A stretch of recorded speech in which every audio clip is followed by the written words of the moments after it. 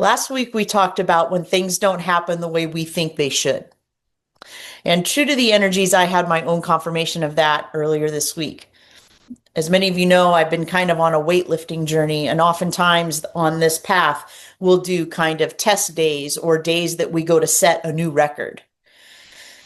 So, this is where I found myself on Monday. I knew that this was going to happen for about a week. And I went to lift the weight and I missed. I didn't make it. Now, everything on paper in the training, just like in the past, says I should have been able to lift that weight. But for whatever reason, it didn't happen.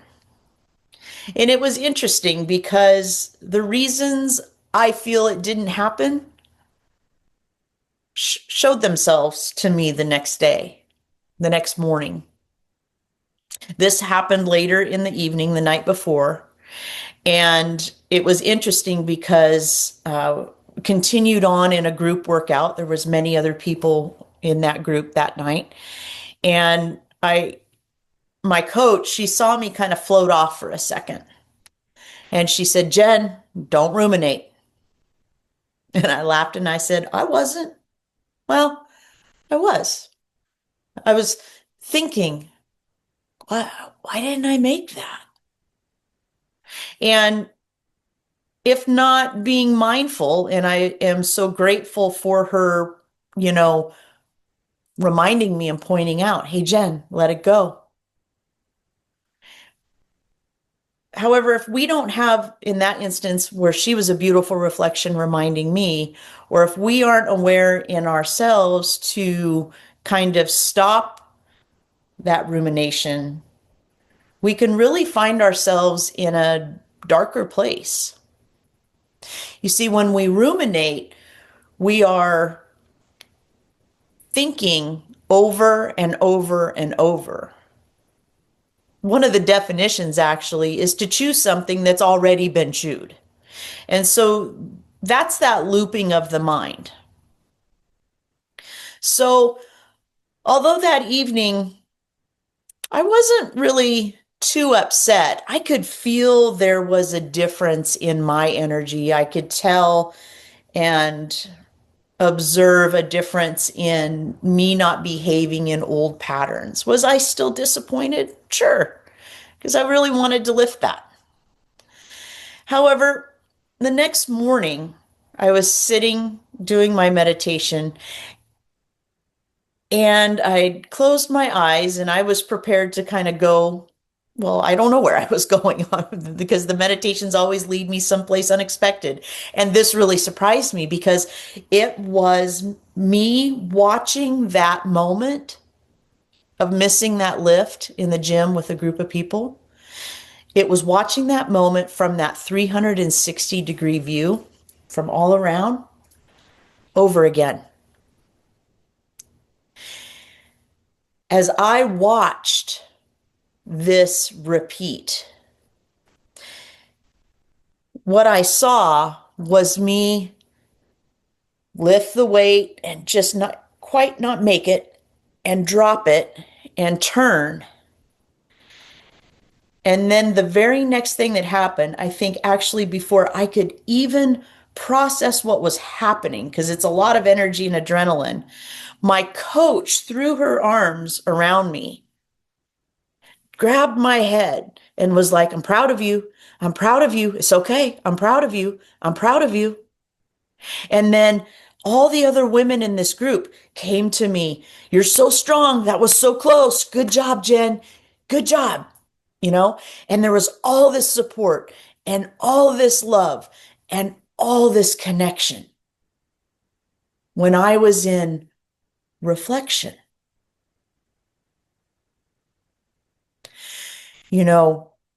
If you walked up to a body of water, when the water is still, maybe it's a lake or a pond or maybe a puddle, when there's no interference, you get the truth, the exact reflection back to you. And that's what was happening in this moment of meditation, was I saw what actually happened in that moment and the truth.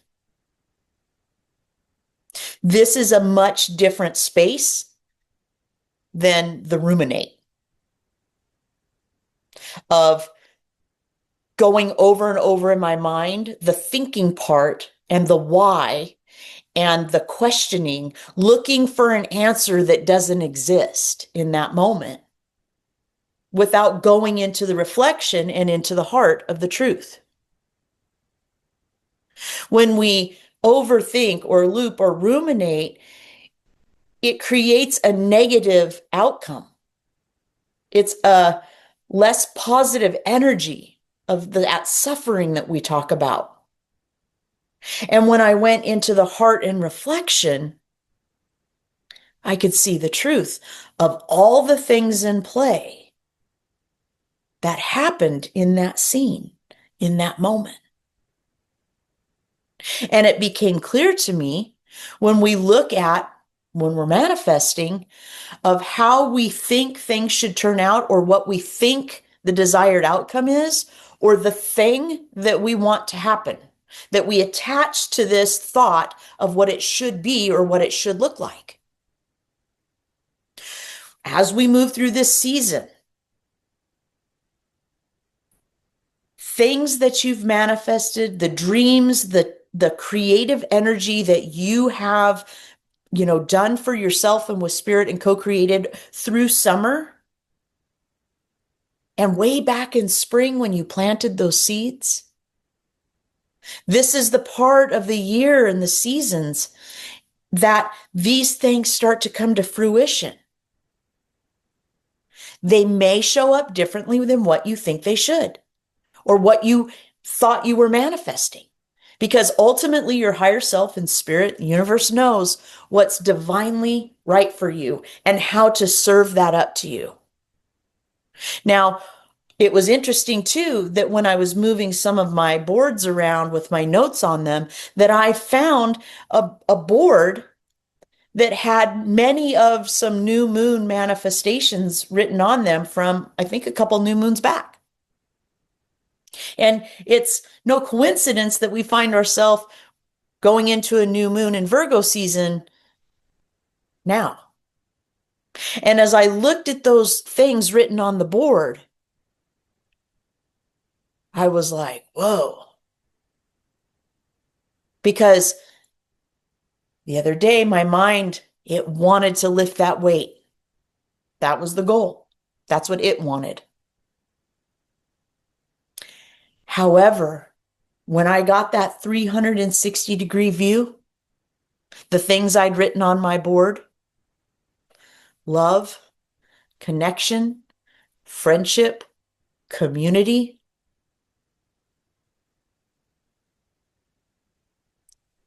all of those things I've been manifesting and needing in my life came true in the moment of what my mind said was amiss.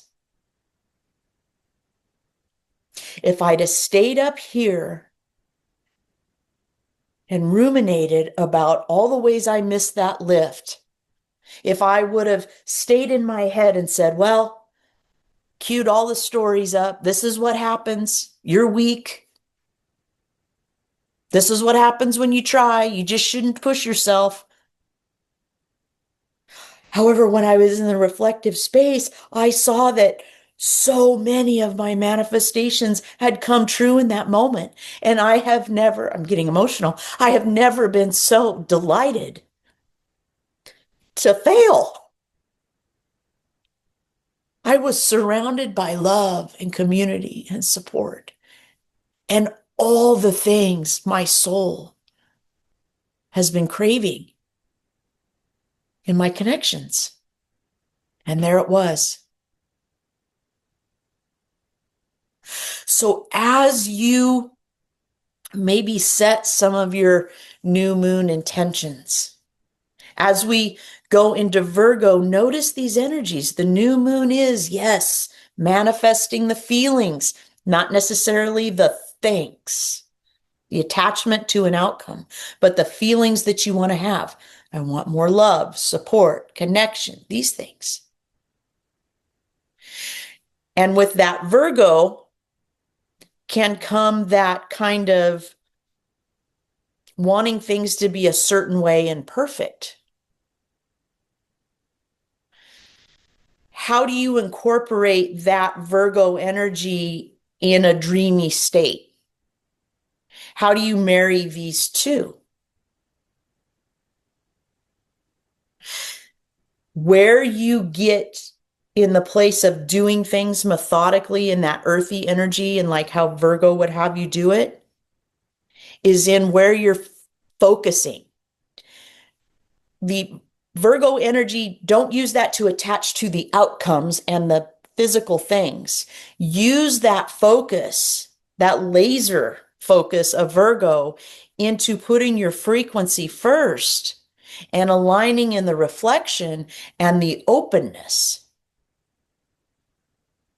Last spring, we talked about, are you in the river or are you out? And many of you have had personal sessions with me. That is an analogy that we'll use. Am I focusing on being open and my heart open and jumping in the river and going with the flow of life and letting spirit carry me? Or am I on the outside trying to create that from a space of thought? So how you choose to use your focus as you manifest is important. That's weaving very beautifully together these powerful energies of the dream and the reality. The reality says, I focus on my frequency. I use that energy of precision to stay centered and grounded. And to connect and actually even hearing the word commit to the flow, not the process and the thing and the outcome, but committing to yourself to focus and ground into alignment.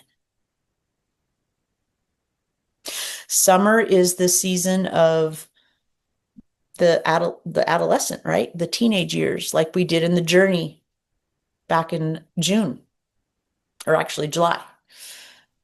That we connected to the teenager and what did that teenager need? And many of you might want to go back and do that journey again. It was very powerful and one that you will be able to use, at any time. Did that adolescent you need someone to show up in that committed, unconditional love place? As you were a teenager, focusing on where you wanted to go in life, you were starting to make decisions based on what you wanted.